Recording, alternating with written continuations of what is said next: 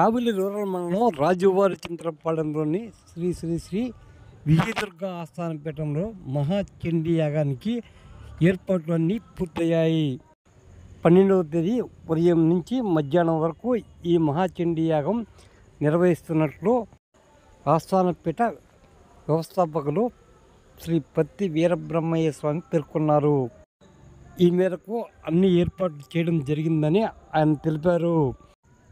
భక్తులకు ఎలాంటి ఇబ్బంది లేకుండా అన్ని సౌకర్యాలు కల్పిస్తున్నట్టు వివరించారు. ఈ కార్యక్రమంలో భక్తులు పాల్గొనాలని ఆయన పిలుపునిచ్చారు.